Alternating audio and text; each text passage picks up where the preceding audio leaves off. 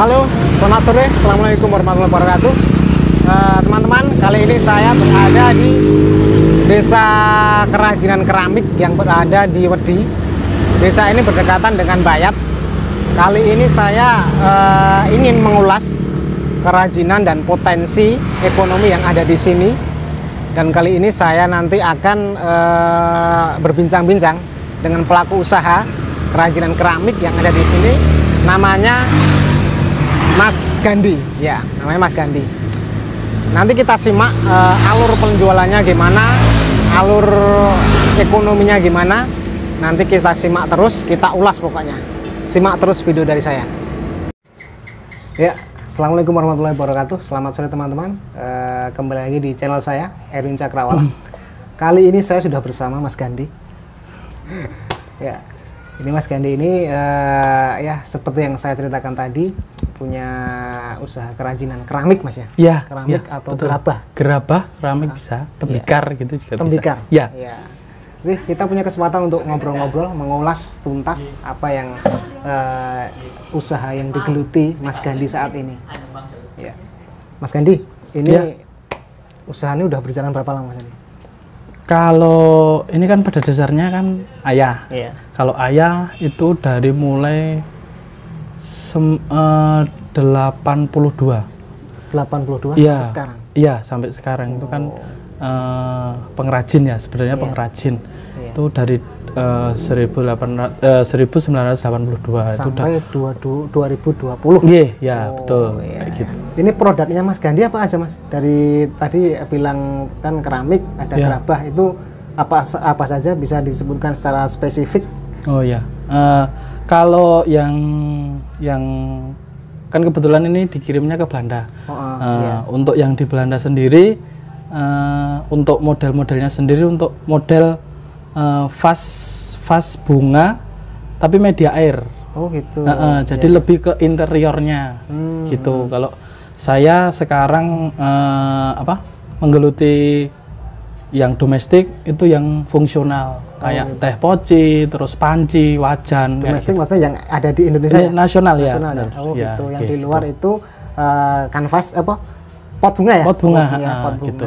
Terus yang di Indonesia, yang di lokal sini itu yang fungsional yang kayak seperti peralatan poci, peralatan dapur, terus, kayak panci gitu. Iya, iya. Ini apa yang membuat Mas Gandhi untuk serius menekuni usaha ini?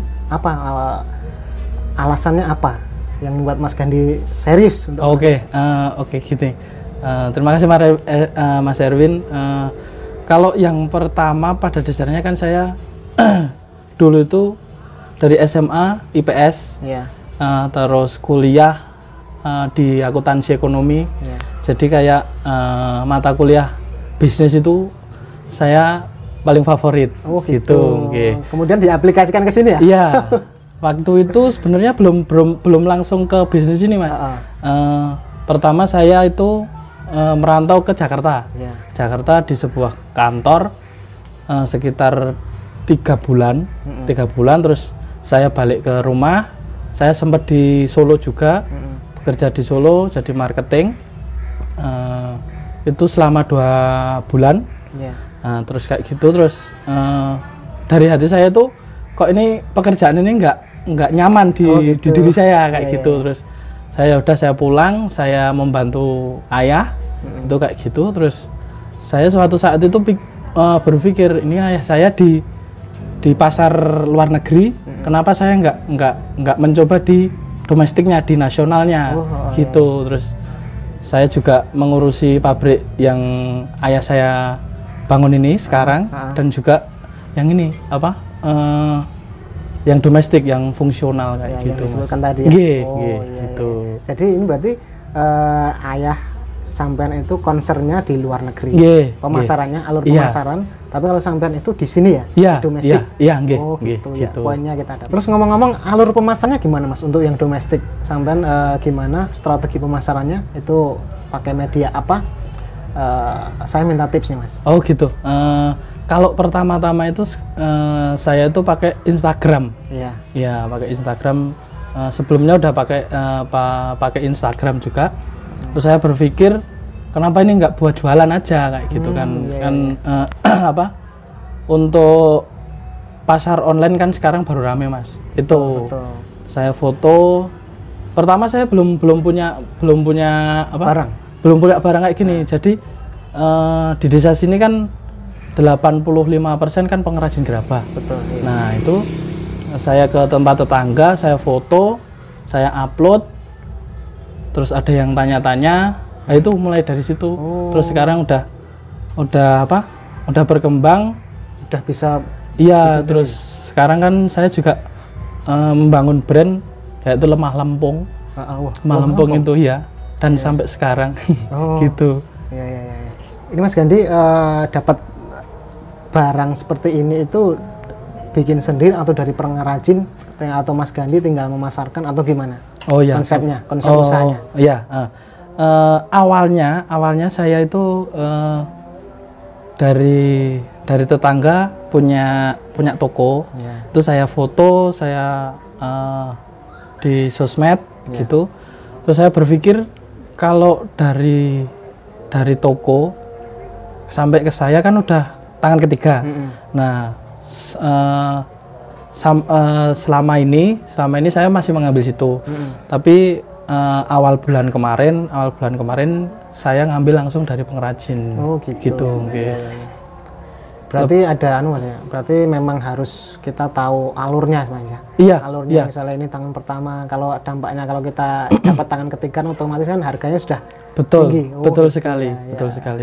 Kalau yang kita ambil dari toko kan, dari pengrajin ke toko udah meng-up markup harga. Ya, kayak gitu meninggikan. Terus saya kalau ambil dari toko itu juga kesulitan sama kalau mau jual lagi kayak gitu. Ya udah saya putuskan langsung ke pengrajin kayak gitu. Gitu. Ini gini Mas, ngomong-ngomong itu kok bisa tembus ke Belanda itu gimana ceritanya? Oh ya gini Mas, kalau awalnya ini inti-intinya aja ya Mas. Kalau di nanti seminggu nggak kelar kayak gitu. Kalau pertama itu ayah saya pameran di Bali. Di Bali itu nggak langsung sama orang Belandanya. Ketemu broker terus ke Belanda itu. Nah berjalannya waktu kok ayah saya itu kok kayak ada yang janggal kayak gitu.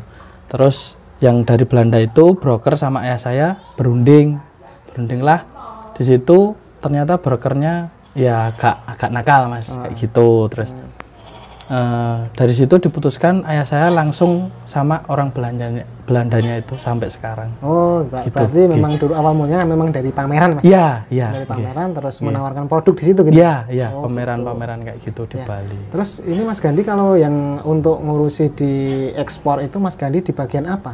Oh ya, gini. Kalau saya lebih ke bagian produksinya. Bisa gitu. Diceritakan gimana alurnya? Oke. Yang dimaksud di dalam produksi sendiri, order dari Belanda itu masuk, lalu ayah saya ngasih list, barang-barang itu dikasih ke saya. Udah ini istilahnya kamu garap kayak gitu. Ya udah saya cermati mana aja yang harus dikerjakan. Kan saya juga ada supplier di tetangga, ada supplier juga gitu. Ada 3 supplier. Jadi model A misalnya, model A nanti diproduksi di pabrik, model B nanti di supplier A, model C nanti di supplier B kayak gitu. Jadi nggak semua barang itu di supplier Mas ya? Ada yang produksi sendiri? Ada yang diproduksi untuk sementara ini ada, tapi untuk kedepannya sendiri nanti semua barang itu, semua order itu nanti di supplier. Jadi di pabrik tinggal proses pembakaran sama finishing sama packing itu aja. Gitu. Mas, ini ngomong-ngomong masalah keuntungan atau laba, gimana cara menghitungnya Mas? Oh ya, untuk keuntungan yang di Belanda atau yang di Belanda dulu? Oh ya, kalau yang di Belanda, kalau untuk persentase sendiri untuk total keseluruhan biasanya sekitar 30-40%. Gitu. Itu setiap item? Setiap item bisa. Nanti untuk kan itu kan untuk dari Belanda permintaannya 1 Satu kontainer 40 feet. Wah, 40 feet itu berapa Mas hitungannya? Kalau biasanya range untuk totalnya itu sendiri kan kita pakai euro. Sekitar 8.000 sampai 9.000 euro. 9.000 euro. Ya, gitu. Kalau untuk keuntungannya itu tadi 30% sampai 40%. Kayak gitu. Terus kalau keuntungan yang di domestik gimana Mas itu?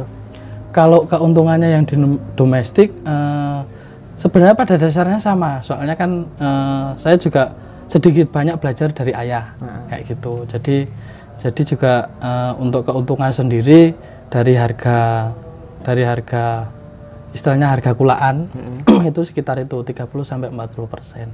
Kayak gitu. Iya, 30% dari harga kulaan. Iya, gitu. Mas Gandhi, saya minta dong alamat ini tokonya sampean yang di-display di sini biar nanti teman-teman tahu. Ini alamatnya di mana, Mas? Kalau kita display lemah lempung sendiri di Desa Pager Jurang, Melikan, Wedi Klaten, RW-nya RW 5, RT-nya RT 1. Iya. Gitu. Untuk gudang, Mas? Kalau untuk gudangnya sendiri itu di Dukuh Sukorejo. Di Dukuh Sukorejo. Pinggir jalan ya? Iya, pinggir Jalan Raya Bayat Wedi, kayak gitu. Terus kalau yang pabrik? Kalau untuk pabriknya sendiri Ancer-ancernya itu depan Gua Maria. Depan Gua Maria. Ya, lebih tepatnya di Desa Ngaren, Paseban Bayat kayak gitu. Teman-teman yang penasaran besok langsung saja cek produk-produk yang dimiliki oleh Mas Gandhi. Ya. Mas Gandhi, saya minta dong pesan-pesan untuk teman-teman yang mungkin akan mengawali di dunia usaha. Ada pesan-pesan? Oh ya. Kalau